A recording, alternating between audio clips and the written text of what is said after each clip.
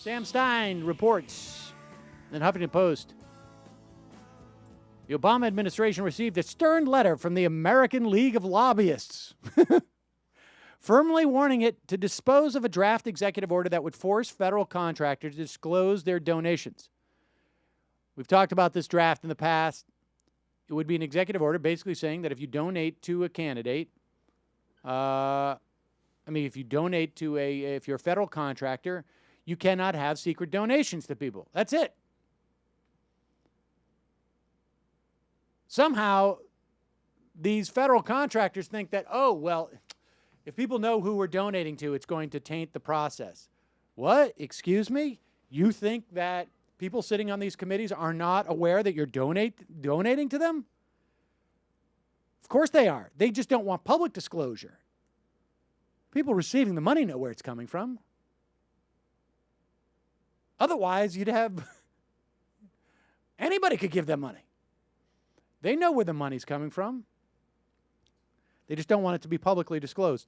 Quote, since your announcement to seek the presidency, you have consistently attacked the honorable profession of lobbying, the letter signed by the group's president, Howard Marlowe, read. Lobbyists play an important role in the legislative process, serving as educators to elected officials. It is in the best interest of government to have informed individuals who serve as experts in every arena of public policy. Our ability to access and navigate the legislative process and push issues forward through a bureaucratic cluster is a vital service to the nation. Thank you. The draft order would inhibit one of the most vital tools in the advocate's arsenal by creating fear of retribution for political donations. Anonymity, when you pay off people, is so vital.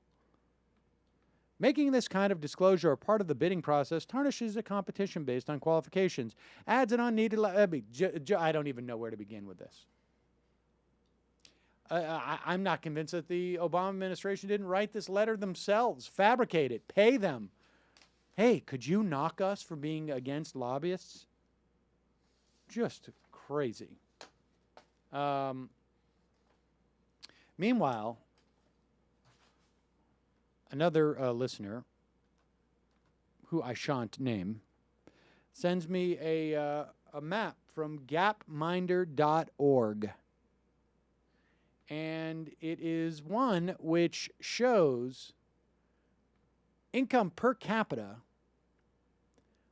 in this country of different states and some key, I guess it does regions, but then it does like specific states or, yes.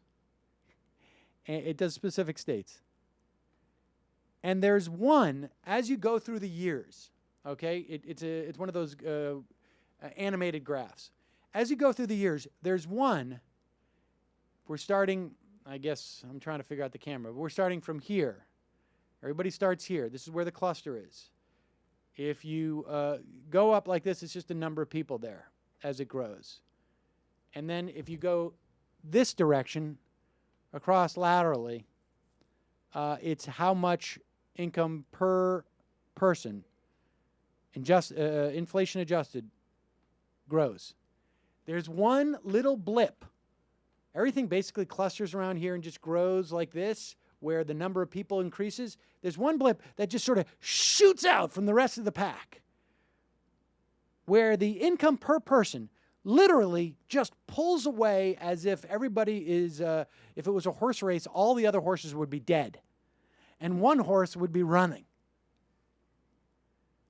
to where the income per person just sort of skyrockets. Can anybody guess?